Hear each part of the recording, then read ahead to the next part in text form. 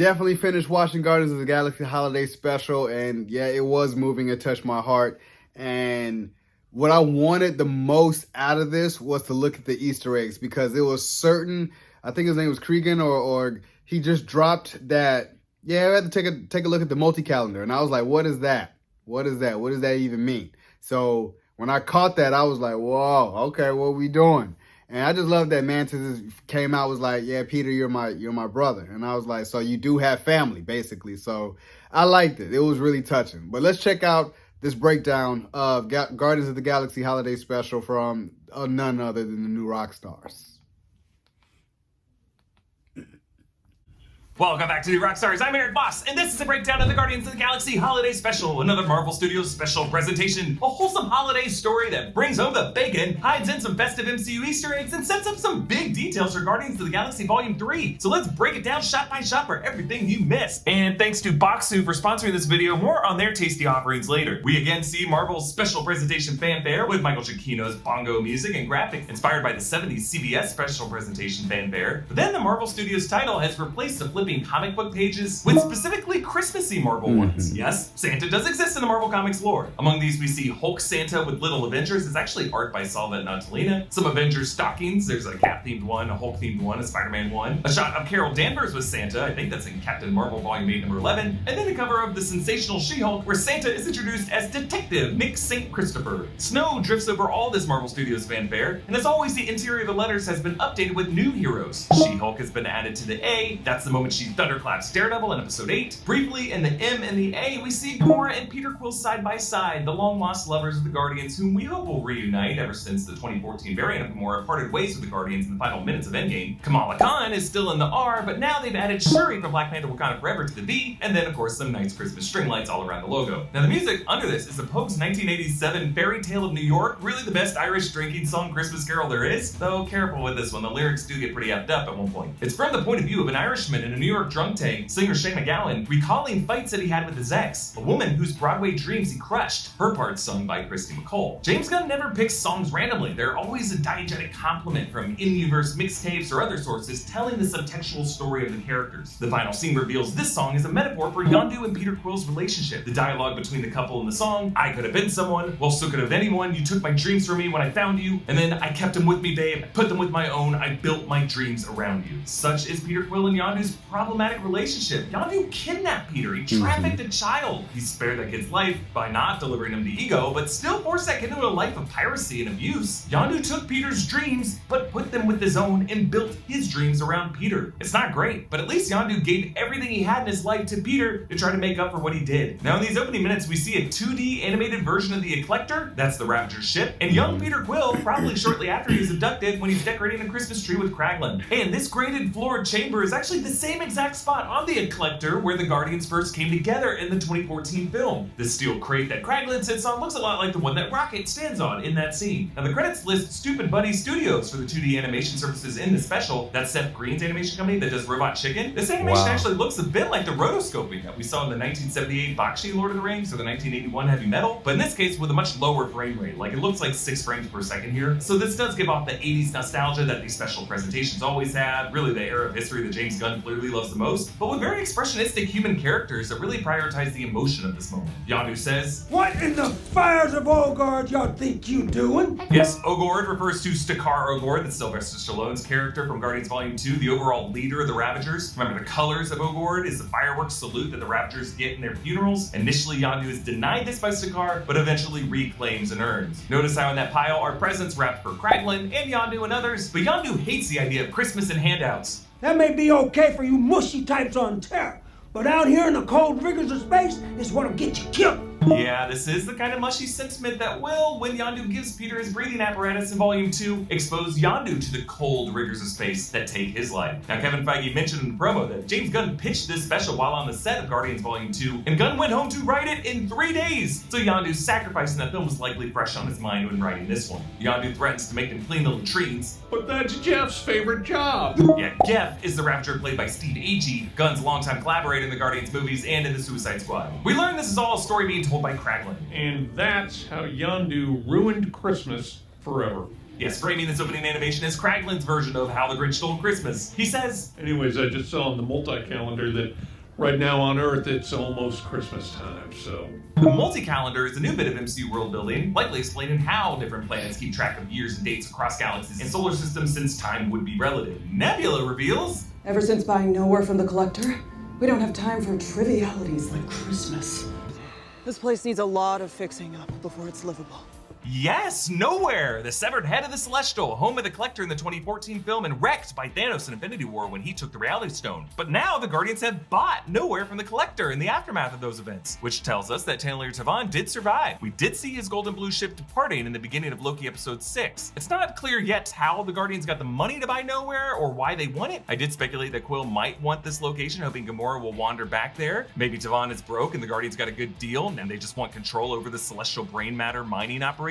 But either way, this does set up their home base for Guardians Volume 3, when the Guardians will meet Aisha's Adam Warlock, played by Will Poulter, and have to deal with Herbert Wyndham, the High Evolutionary, played by Chukwudi Iwuji. You can see the circular portal to space in the distance behind them. That is a celestial eye through which you enter this place. And as before, this whole mining colony is a sandy floor. And nearby, there's a neon sign showing an Orloni rat. Those are the scurrying rodents that are everywhere and are pitted against each other in fights in a lot of these Nowhere bars. Now, in this Nowhere town, there's a sign written in Cree letters. Going down, it reads M, then I'm not sure about that one, but then T, then D, and then in the second column, VSIU. Gibberish! Drax says, I hate stories where everybody lives. maybe a meta comment on the MCU as a whole, where not enough major characters die overall, but note how in movies where Drax is there, major character deaths are more common. Rocket works with Cosmo, the space dog, to rebuild some buildings. In the movies, Cosmo first appeared in the 2014 Guardians of the Galaxy in the Collector's Vault, and was revealed to have survived its destruction in the post-credit scene. His CCCP spacesuit comes from the fact that he is a Soviet space dog from the 60s, a reference to the tragic real-world Russian space pup of Laika. Cosmo in the comics is telepathic and telekinetic. Here, the dog levitates building panels and speaks through a voice collar like Doug in Pixar's Up. Also, I want one of those delicious treats in that bag.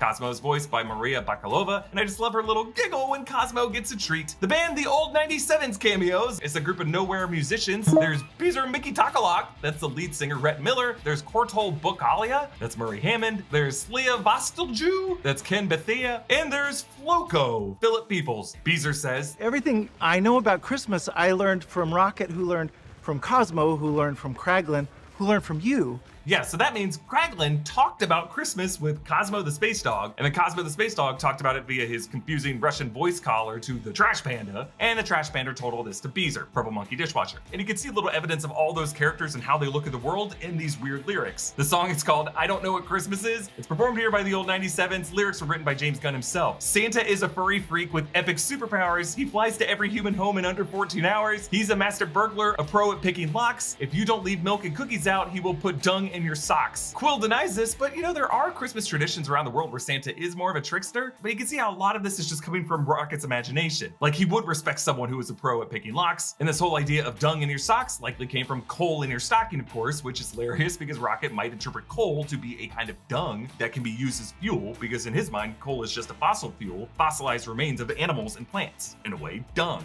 The on-screen credits are in a Christmassy red font, looking a lot like the opening titles of A Christmas Story. Groot has now grown up quite a bit from the scrawny teenager he was when we last saw him. Our man's clearly been lifting some weights. He can't help but rock out, like he did when he was dancing to Mr. Blue Sky in the Guardians of the Galaxy Volume 2 opening. And I gotta point out the second verse of the song. He's compelled his creepy elves to do his every wish. One sought to be a dentist, now he's sleeping with a fish. Mrs. Claus, she works the pole, plans her man's demise. Soon the elves will all rise up and stab out Santa's eyes. Again, a very Rocket interpretation of the Santa legend. A really creepy old man who sees you when you're sleeping and knows when you're awake. And it makes sense to wonder why the North Pole is a literal pole in the Santa mythology. Also, I love the moment when Rhett sings, What the heck's a turtle dove? And who lit up that deer? questions that Quill is legitimately stumped by. Like, who did do that to Rudolph? And it makes sense for Rocket to see a parallel. Someone experimented on Rudolph to put a cybernetic red nose that lights up so that they can exploit him and use him in the same way that Rocket was torn apart and experimented on and had pieces shoved into him. Rocket, the red nose, Trash Panda, and Drax and Mantis reveal something big here. Because of, you know, my secret. The one only you know. That you ate the entire bowl of Zargnuts in the commissary? My other secret. That your Quill sister? Ah, yes, as has been speculated, Mantis is another one of Ego's children, one that Ego did not murder, making Mantis Peter Quill's half-sister. Guardians Volume 2 did hint at this during Ego's backstory, showing one of the mates that he hooked up in that big orgy being the same race as Mantis. That must have been Mantis's mother. Mantis reminds us how Ego killed Peter's mother, Meredith, and tried to kill Peter, and because Mantis is the group's empath, she talks about Peter's general emotions. He's so sad about Gamora being gone. Yeah, notice how Mantis is off-screen for that line about Gamora. Obviously, this was shot after Endgame came out, but this line might still have been tagged on later during ADR to reference Gamora not being with them, because really, otherwise, Gamora just doesn't come up at all in the story. Drax and Mantis decide to go get Kevin Bacon, the star of Footloose, whom Peter Quill has brought up several times in past films, and we cut to Kevin Bacon coming home and taking a call from Kira, voiced by his actual wife, actress Kira Sedgwick. Drax and Mantis depart nowhere in their new ship. Now, in the earlier Guardians movies, this ship was the Milano, for Alyssa Milano. In Infinity War and Endgame, it was the Benatar, for Pat Benatar, and now this special establishes the third ship as the Bowie. Kraglin, prepare the Bowie for his transport back to Earth. Obviously named after David Bowie, whose Moon Age Daydream was the track that played when we first arrived to Nowhere in the 2014 film. They pass through the hexagonal UNTN grid and then through a second jump that takes them directly to Earth, where they are pointed directly at Southern California. The music here is Christmas Street, that was originally the SNL sketch, here covered by Julian Casablancas. They fly over the Hollywood Hills, you can see the Hollywood Reservoir there. They freak out the residents, who definitely shouldn't be that freaked out by seeing an alien spaceship in the MCU at this point, but it's because Drax forgot to use the cloaking function. This is just like the tech that was used on the Skrull space station in Captain Marvel. Mantis and Drax tour Hollywood Boulevard in front of the Chinese theater. That's where in Iron Man 3 an extremist suicide bomber attacked. In real life, where Jessica Clemens and I saw Thor: Love and Thunder. Like in Hawkeye in Times Square, here we see a mix of pop culture impersonators: Zorro, Captain Jack Sparrow, who has a fanny pack. There's a really tall Ant-Man, presumably Giant Man. He's got a backpack on, and a Captain America actor. And in the credits, this guy's listed as Thomas McNamara, who had a small role in Nathan Fielder's HBO series The Rehearsal. I highly recommend watching that. It's amazing. We see a Carol Danvers and a Natasha Romanoff and a GoBot, which really triggers Drax. I'm sorry, GoBot's killing his cousin. So I guess the Tonka counterpart of Transformers from the 80s exists as a space entity in the MCU. That's fun. They take selfies with some paying tourists. We got a picture with the God of War. So this actress is Michelle Gunn, James and Sean Gunn's sister-in-law. The kids might also be part of the family. But she thinks Drax is Kratos from God of War, which, given Drax's colors in the MCU, it's a fair comparison. Now notice all the movie posters around here are ones starring Kingo. That's Kumail Nanjiani's movie star character from Eternals. Haxon 3, the Haxoner. This is also seen behind Santa with the bell, where apparently Kingo's character is battling demons in this sequel. Later at night, you can see another billboard for another Kingo Christmas movie. Since Kingo was taken from Earth by Arishem at the end of Eternals, these might be movies that he had already shot, that were already in post-production and studios just now releasing. Drax and Mantis take their money to a nearby bar, which you can see later is named Yarvo's, a nod to James Gunn's friend, director David Yarovsky, whom he nicknames Yarvo. Based on Musso and Frank's behind them, this street must be Cherokee Avenue, and this bar is actually in the place of the real-life bar Bordner's, where I had my birthday party in 2018. Though this bar interior is not Bordner's, it's a set, it's much bigger, and Bordner's isn't the kind of bar you dance in, it's a place where you sit and cry about how bad your Second City show was.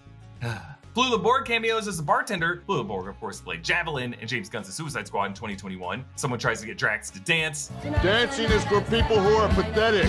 Yes, calling back Drax's speech to Quill in Guardians Volume 2 about dancers and non-dancers. Sarah, the souvenir salesperson, is played by Rusty Schwimmer. Her map to the stars takes them past the homes of Margot Robbie, Queen Latifah, John Cena, Arnold Schwarzenegger, Saved by the Bell era Mark Paul Gosselaar, and then to Beverly Hills to Kevin Bacon's house. Kevin Bacon watches the 1964 film Santa Claus Conquers the Martians, and to the left of the TV, there's some stockings that have been hung up with names Travis, Kira, and Sosie. Kevin Bacon and Kira Sedgwick's kids are named Travis and Sosie. And Sosie Bacon actually just starred in the horror film Smile earlier this year. It's a big year for the Bacons. Mantis and Drax ring in, and Kevin Bacon's house address is 1988, which is the year Peter Quill got abducted by the Ravagers. Kevin stays remarkably calm when his Vivint security camera suddenly shows a close-up of Mantis's massive pupils. And maybe it's just something about Vivint that makes it so calming and makes you feel secure. Boxu is hands down the best Japanese snack subscription. They work with family businesses all across Japan to deliver a new theme of authentic treats every month. The first box will be Seasons of Japan, but after that you'll get a new monthly theme just like this one. This month's theme is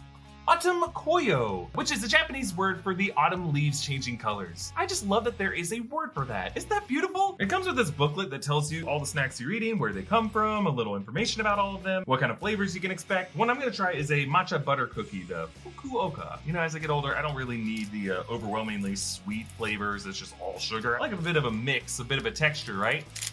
Give it a shot. Oh, that's really good. Oh, that's so good. Like, the flavor of this thing is not like anything you're gonna find at like the corner store. It's unique, it's matcha-y, and it's just really nice to savor. I could eat a million of these things. And you know what the really nice thing about Baksu is that when you really fall in love with a snack, you can stock up on your favorites through Baksu Boutique. Both I and the new Rockstar's office have been receiving these boxes for ages, and we love them. Plus, every time you get your Baksu in the mail, you can feel good knowing that you're supporting family businesses all the way in Japan. So if you want to try some rare Japanese snacks with us and support the channel, click the link in the description and use code ROCKSTARS15 to get $15 off your order. Now, when Kevin hangs up on them, Mantis says, Look what you did. and because this is a Christmas special, I am obligated to connect this to as many Christmas movies as I can, and how can we not reference Uncle Frank from Home Alone? Look what you did, you little jerk.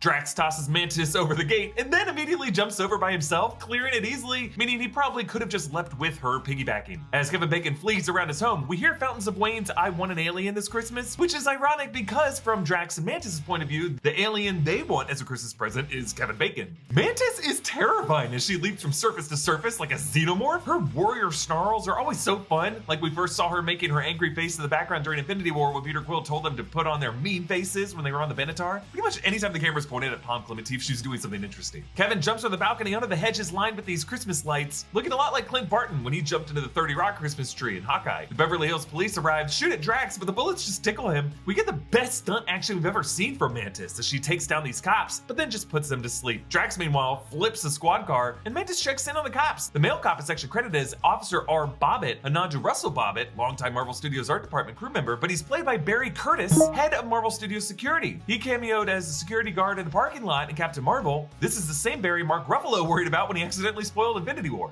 Wait till you see this next one. Everybody dies. Dude. Not everybody. No. Then am I in trouble? A little. Is Barry gonna be mad at me? When Mantis grabs Kevin Bacon's face to hypnotize him, Kevin Bacon makes the same slack-jawed look that he makes to Sebastian Shaw when James McAvoy Charles Xavier freezes his body in X-Men First Class. After they raid the Christmas shop, on the trip back, notice how Drax now wears that Pizza Cat laser eyes sweater, but he wears his Guardians badge over the sweater. I love it. Kevin says that he does know Henry Winkler the Fonz, having gone to dinner with him once, but they ask him about his experiences in Footloose when he saved the town through dancing, and when he fought Jason Voorhees in Friday the 13th, and he references how his character got stabbed through the neck with an arrow. But this is actually how Peter Quill almost died in the 2014 film when Yondu hovered an arrow directly over his throat. But learning that he's an actor offends them deeply. He's an actor! He's never actually saved anyone. But actors are repugnant. I know. They make me feel gross and creepy when they pretend to be someone else. Remember, Drax and Mantis are the most sincere of the Guardians. They're devoid, really, of any irony or falseness. Metaphors are gonna go over his head. Nothing goes over my head. My reflexes are too fast. I would catch it. So the idea of someone pretending to be a character just disgusts them on that physical level. And it's hilarious how they just keep trying with him. Kevin Bacon, you have to pretend you're an actual hero or else Christmas is doomed. Blimey, mate, I can't wait to storm them Nazis on the beach. What are you doing? I'm a hero, ain't I then? I'm a private in the British Army during World War II. And then Kevin Bacon references the Batman. Hello, I'm the Batman. Hello, I'm Bruce Wayne. Who is Bruce Wayne? Yes, it is a little weird for DC to get referenced in Marvel, but Eternals already broke that seal with references to both Batman and Superman. Really, all of pop culture exists in the MCU. Now, back on Nowhere, notice how Peter's shirt has a little blue alien in Cree letters written on it. The middle word translates to crunchy with a K. To the left of that, smaller, is sassy. To the right, sweet. And beneath that H, it looks like the word dots. So maybe this is a Cree snack food? Sassy, crunchy, sweet dots? I'm only assuming snacks because in Guardians Volume 2, Peter Quill had that gray shirt that was in Darien letters for Gears Shift, Dust, Cement, Stone, Ash, a Tiniac Galaxy invention, Tiniac being the name of the prop designer who made this shirt. And when asked about this, Chris Pratt said in an interview that the shirt logo was like a candy wrapper, like the logo for some alien Reese's Pieces. Peter freaks out when he realized they kidnapped Kevin Bacon. This isn't a Christmas gift. This is human trafficking. Yes. And again, Peter hates this because he was also kidnapped and trafficked from Earth. He can't believe that the same thing happened to his childhood hero. Meanwhile, Kevin pisses off Rocket. That's a talking raccoon. I'll kill you. Don't ever call me that. Again, Rocket is not a raccoon. He hates being called that. We're gonna learn exactly what Rocket is in Guardians Volume 3, most likely one of the animal hybrid experiments by Herbert Wyndham the High Evolutionary. Now, as a holiday special, this does, in a way, parallel the Star Wars holiday special, where the central premise of that was everyone trying to give Chewbacca a happy life day. And And actually, Mark Hamill himself does an uncredited cameo. As a partier chugging some liquor, the Santa inflatable deflates and drops onto his dumb hat. Kraglin gives Kevin Bacon a pep talk. You saved a town through dancing. And once Pete saved the whole galaxy with dancing, for real. You taught him how to be a hero. Guests reminding us of Peter saving the galaxy by distracting Bronin with a dance-off. Kraglin's right, that did all come from Kevin Bacon. Meanwhile, Kara Sedgwick calls Kevin. How on earth do you get reception up here? A couple of good satellite dishes out front will get you anything within about 400 million light years. This might explain how Bruce Banner, Hulk, was able to talk to Jen Walters from space in She-Hulk episode 2. Apparently, they've just set up satellites everywhere. So Kevin Bacon decides to stick around and jam with the old 97s. Quill gives Groot an original Game Boy. Remember, in Infinity War, Groot played an old school handheld Defenders game, so this is an upgrade. Also, how much shit did Peter Quill have in that backpack when he got abducted? Meanwhile, Nebula gives Rocket freaking Bucky's vibranium arm? What? We know Rocket has always wanted Bucky's arm ever since they met in Infinity War. Okay, how much for the arm? Oh, I'll get that arm.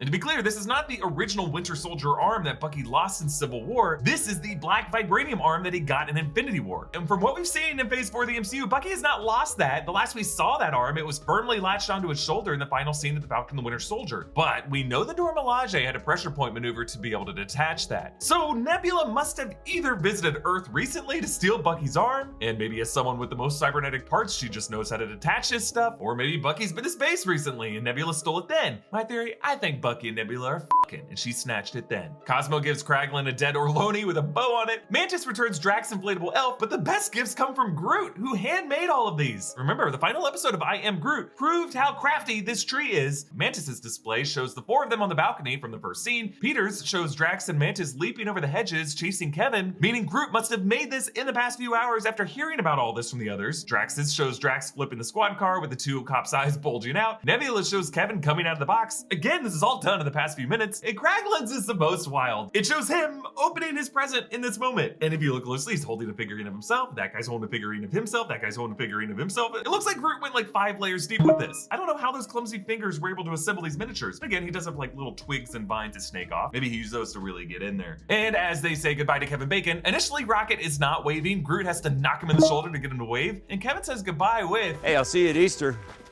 Could be a throwaway line, but Easter could be a Volume 3 clue, because Adam Warlock is kind of like a space Jesus who's about to emerge from his cave, or his cocoon, I guess. So who knows, with this line, maybe Kevin Bacon could return in Guardians Volume 3. Peter reveals to Mantis that there was more to Yondu's Christmas story. We see Yondu back in that 2D animation, finding the tree trash bin, and in there you can see another present for Taserface. Remember, that's a mutinous Ravager for Volume 2. Yondu unwraps Peter's gift to him, an alien figurine. This is starting Yondu's pastime of collecting trinkets for his dashboard. Like in Volume 2 when he sat in the Quadrant cockpit, you saw that jewel frog from the Xandar shop and the troll doll that Peter trolls him with at the end of the first film. And Yondu returns his favor by giving Peter his element guns. So the guns that we've seen Peter with throughout all these movies originally came from his papa, Yondu. And Mantis finally tells Peter the truth. You're a father, Peter.